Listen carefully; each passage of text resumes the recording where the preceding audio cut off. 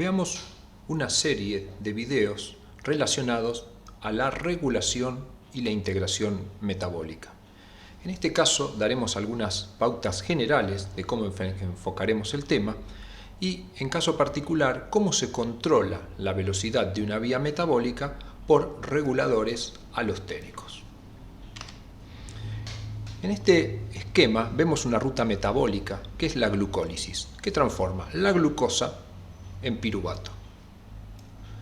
Acá vemos todos los intermediarios de esta vía glucolítica con las enzimas que catalizan cada una de las reacciones y los requerimientos, por ejemplo, el requerimiento de ATP que genera ADP o requerimiento de NAD que genera NADH y otros.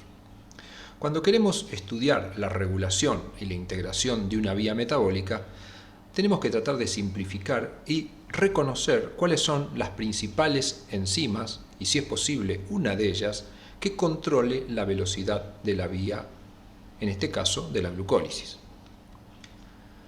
La fosfofructoquinasa es una de las principales enzimas que controla la velocidad de esta vía metabólica. De acá en adelante, para estudiar la regulación y la integración de las vías, utilizaremos el siguiente esquema. El rectángulo en amarillo representa a la vía glucolítica, que tiene como sustrato a la glucólisis y genera como producto al piruvato. Además, la vía genera NADH de manera neta y genera ATP. Aunque utiliza ATP y genera ATP, la cantidad de ATP generado sabemos que es más grande que la cantidad de ADP. Por lo tanto, consideraremos que la vía es generadora de ATP. Por otro lado, debemos tener presente que si genera NADH, está consumiendo NAD, y si genera ATP, está consumiendo ADP. Representaremos con E a la enzima fosfofructoquinasa. Para entender la regulación, pensaremos que la enzima actúa como un semáforo. Y veamos este razonamiento. Si la enzima se inactiva, que para nosotros será un semáforo en rojo, y representaremos a la vía en rojo, ¿qué ocurrirá? Al estar esta enzima inhibida, el pasaje de glucosa hasta piruvato va a estar disminuido, por lo tanto, la concentración de glucosa que tendremos será más grande que en las condiciones anteriores y la concentración de piruvato, NADH y ATP serán menores que en las condiciones anteriores. Contrariamente, si tenemos el semáforo en verde, es decir, la enzima activada, representaremos a la vía entonces en verde, las reacciones que transforman la glucosa en piruvato estarán aumentadas, llevando a que la concentración de glucosa sea menor que en las otras dos situaciones y que la concentración de NADH, ATP y piruvato sean mayores que en las condiciones mencionadas anteriormente. Veamos entonces un ejemplo general de regulación. Acá tenemos la vía en su estado amarillo, digamos, en la cual la concentración de glucosa, piruvato, NADH y ATP tienen ciertas concentraciones. ¿Qué ocurre si entra en acción un regulador alostérico positivo? Estas moléculas actúan modificando la actividad de una enzima.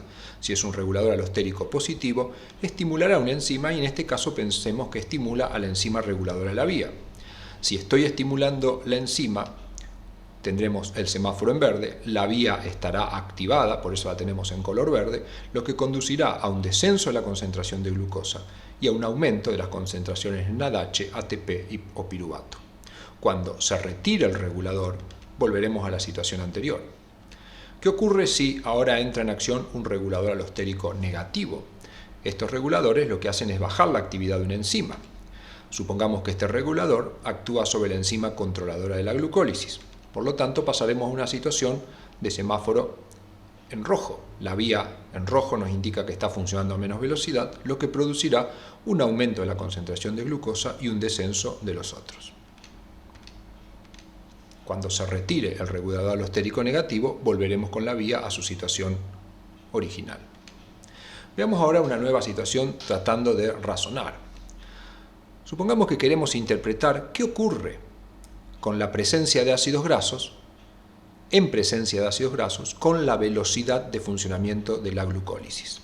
Y nos hacemos una pregunta: ¿qué efecto tiene el ácido graso sobre la concentración de piruvato?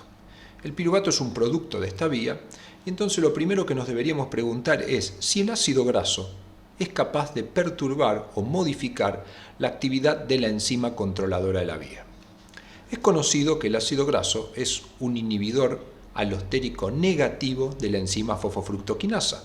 Por lo tanto, si es un inhibidor alostérico, pasaremos a la situación en rojo. La velocidad de la vía desciende y por lo tanto tendremos más glucosa porque no se metaboliza, menos NADH, menos ATP y menos piruvato. Entonces, ¿cuál es la respuesta a nuestra pregunta? ¿Qué efecto tiene la concentración de ácido graso sobre el piruvato? Podríamos decir que desciende la concentración de piruvato por disminución de la velocidad de las reacciones de la vía glucolítica por inhibir la enzima controladora de esta vía. En el próximo video seguiremos con estos problemas de regulación de las vías metabólicas e incluiremos conceptos de integración metabólica.